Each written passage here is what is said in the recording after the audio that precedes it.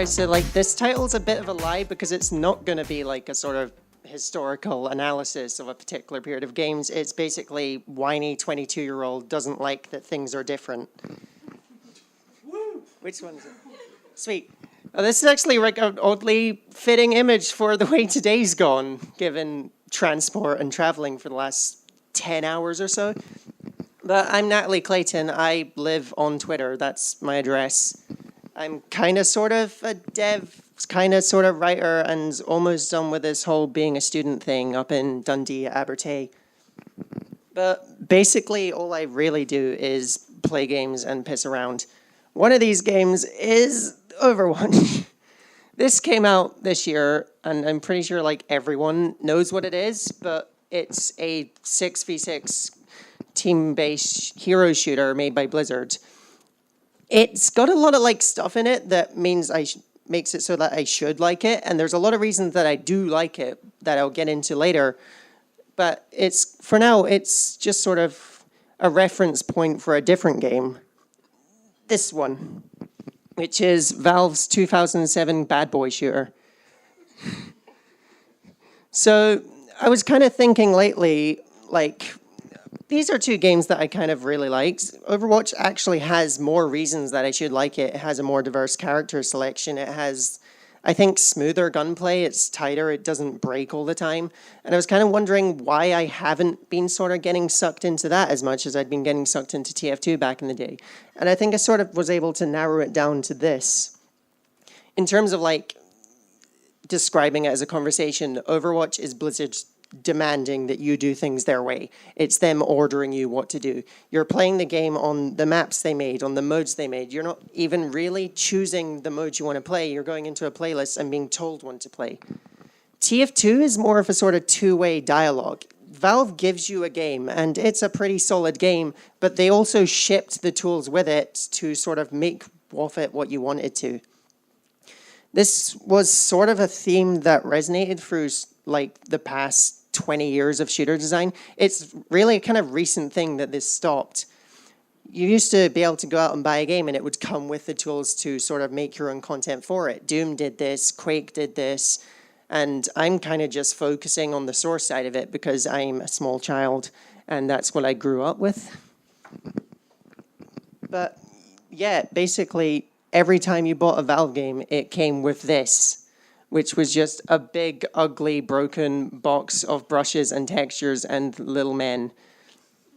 And this was amazing for like someone who wanted to know how games were made to like experiment with making them yourself. You can sort of sing the praises of how easy game development is to get into these days now that we have stuff like Unity and Unreal and CryEngine, but there's still a lot of like actual asset creation that goes into it. There's sort of an underestimation of how valuable it was to have just everything there for you to put together and play with like Lego. So when Half-Life 2 and its ilk were released, you used to get a lot of like really good single player content. You used to get like amazing examples of level design that often exceeded what was in the base game. But even like just on top of this, you're also getting like all the little trash maps that one 13-year-old had made in 5 minutes. And that was sort of like a great little experimentation, like a little gallery of what people were doing to interpret the game with. So you were getting all these great pieces of level design, but you're also getting all the weird shit. You were getting all the narrative experiments, all the experiments of choice, and the only game that deals with gay divorce. I really like Robert Young. Let me get my notes out. But like the point I was going with this was that I'm more interested in what this has done to multiplayer games. Because what's happened these days is Overwatch is my example. And Overwatch is bad. But Overwatch isn't bad. Overwatch is actually a very good game. I just don't like a very specific part of it. And that part is really sort of shared with most other modern games. It's the same issue that's shared with Call of Duty and Titanfall and Battlefield, in that you're not actually able to experiment with the game's mechanics itself. I mean, Overwatch has potential to do this. It has a lot of crazy content in it. It has a lot of experimentation. And imagine if you could just make multiplayer maps about good old dad. But you can't. So, fuck, where was I going with this? I'm going to keep my notes out while I'm actually doing this.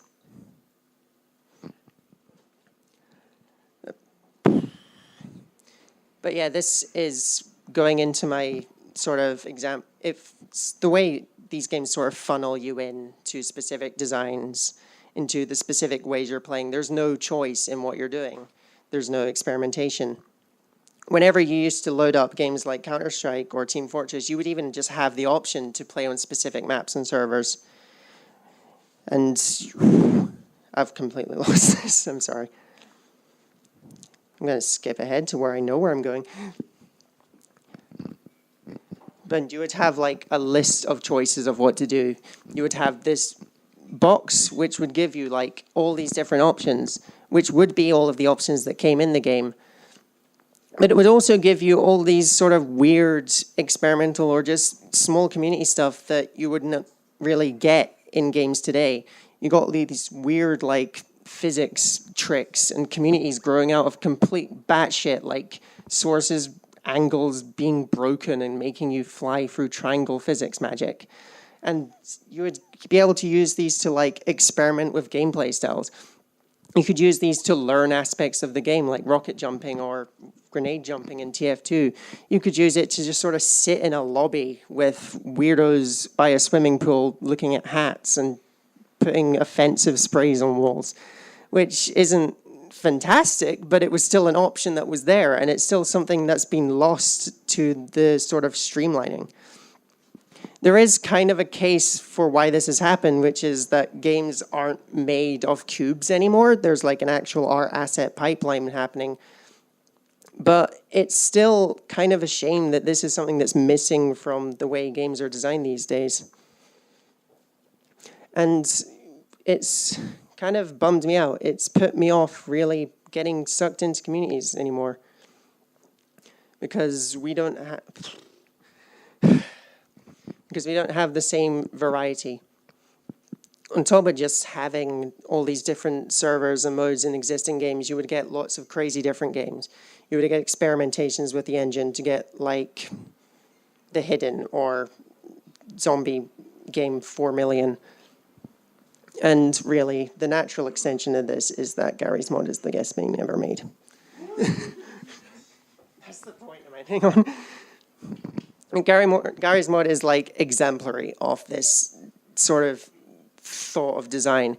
It's basically a blank slate for people to just plug in different modes, different games, different servers, different varieties of servers. And I'm done.